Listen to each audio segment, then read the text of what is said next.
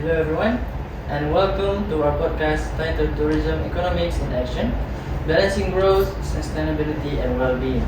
My name is Harit, and I will be the moderator for today's discussion. Before we start, let's introduce our panelists. My name is Tanisha. I am here as a local business operator.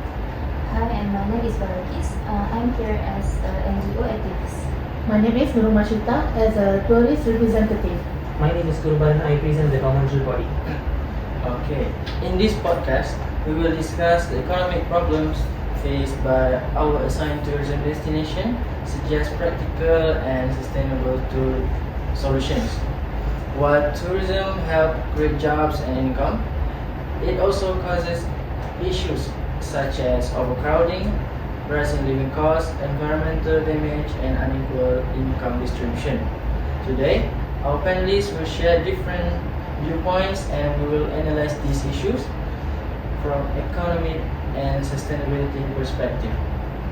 So we start with tourist representative, which is Ashita. And the first question is, what is the main issues and experiences at Taman Bako? Okay, thank you moderator and hello everyone. Today I will be sharing my perspective of tourists visiting Bako National Park in Sarawak, or representing the voice of tourists. First of all, we as tourists, we don't just travel for leisure, but we make choices based on price, comfort, safety and overall experience. From a tourist perspective, one of the main issues at Bako National Park is overcrowding, especially during peak seasons such as school holidays.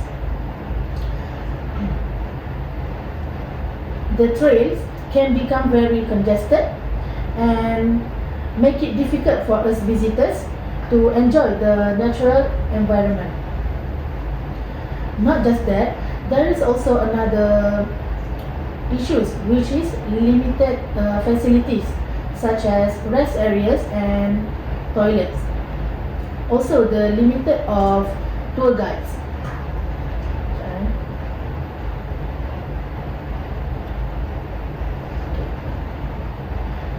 This can reduce the quality of tourist experience.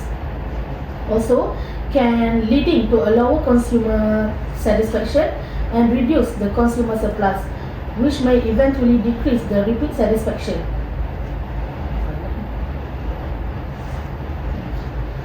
Do you think tourists are sensitive to price?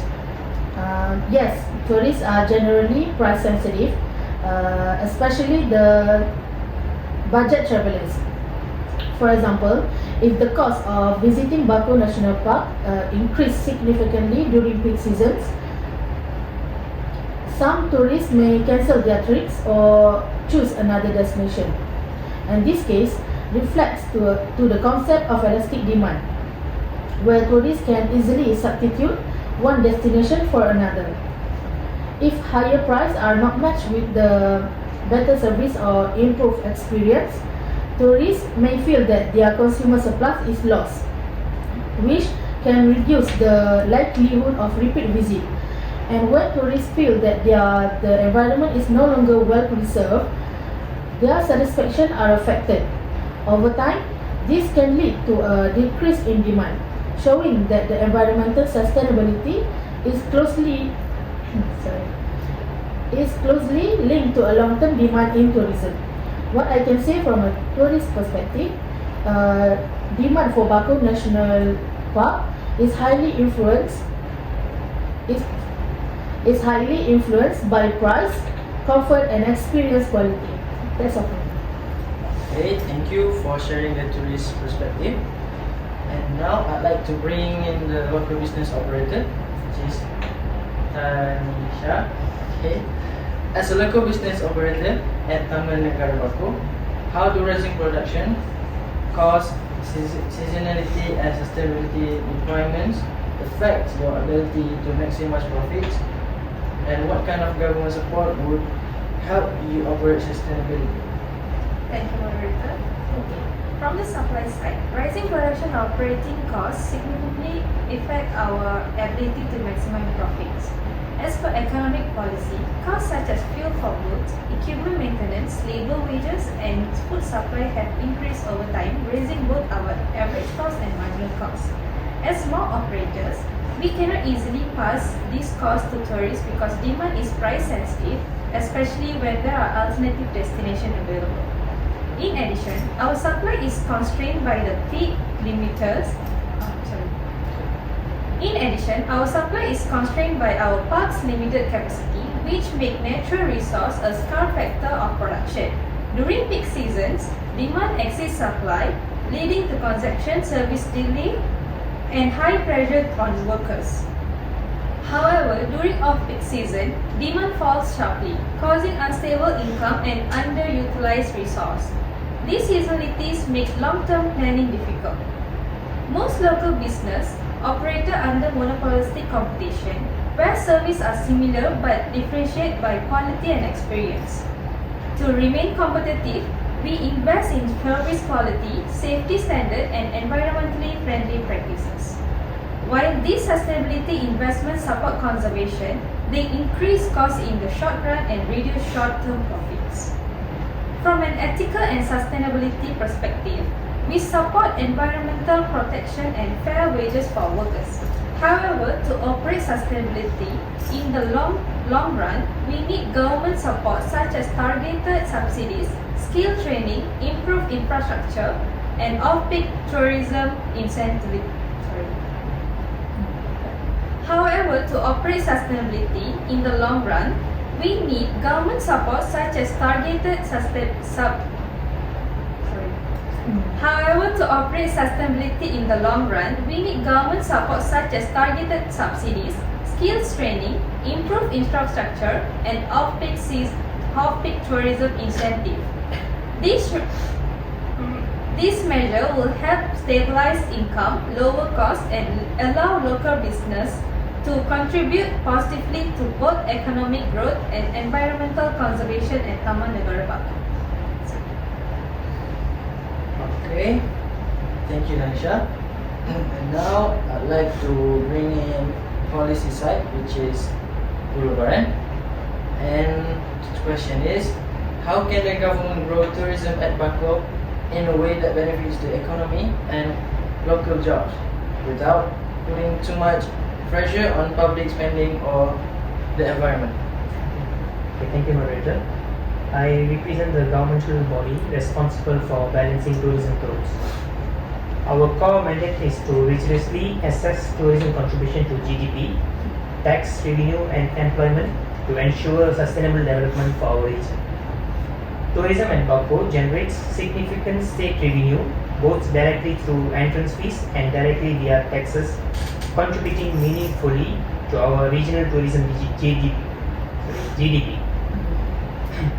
However, we face persistent fiscal constraints, upgrading vital infrastructure such as the aging jetty and park trails demands substantial government expenditure. This investment involves a high opportunity cost as funds must be weighed against other critical state priorities such as healthcare and education. Beyond infrastructure, we must address the macroeconomic volatility that tourism brings to the local economy. We are seeing significant inflationary pressure such as high seasonal demand drives up the cost of living for our residents. Our objective is to move beyond short-term profit toward economic resilience. We aim to implement policies that align with SDG 8 by fostering a tourism model that respects our environmental carrying capacity. We are committed to a balanced recommendation that ensures tourism remains a driver of prosperity without compromising the intergenerational equity of our natural assets. So that's all from me. Thank you. Okay, thank you, Guru Baran.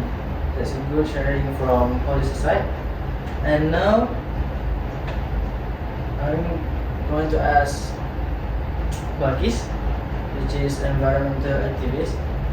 With tourism putting pressure on Bako National Park, how can we limit visitor numbers and still keep tourism sustainable in the long run? Thank you, moderator, for the good question. From the NGO perspective, the main issue at Bako National Park is the negative impact of tourism on the environment. When too many tourists visit the park, it creates negative externalities such as waste, damaged trails, and disturbance to wildlife like the proboscis monkey. So during the peak seasons, visitor numbers often exceed the park's carrying capacity. These environmental costs are not included in the price that paid by the tourists. So the damage is borne by the environment and future generations. This shows a clear case of market failure, where the market does not protect natural resources properly. So because of this, government intervention is necessary. We suggest setting daily visitor limits, introducing conservation fees, and providing environmental education for tourists. Although these measures may reduce tourism income in the short term, they are an important trade-off to protect the park in the long run. From an ethical and sustainability perspective, these actions support SDG 12, it is responsible consumption and production, and also SDG 13, climate action. So protecting Bako National Park today will ensure that it can continue to benefit both people and environment in the future. So that's all from me. Okay, thank you Balkis for the sharing. And now we've come to the end of our discussion. So thank you to all our panelists to sum up, tourism brings economic benefits, but overcrowding, rising costs, and environmental damage show that growth needs better management. Practical solutions like controlling visitor numbers, investing in sustainable infrastructure, and supporting local communities can help balance the trade-offs. If tourism is managed responsibly, it can continue to benefit the economy, the environment, and future generation. That's all from me. Thank you so much. Bye bye. Kita tengok balik. Yay!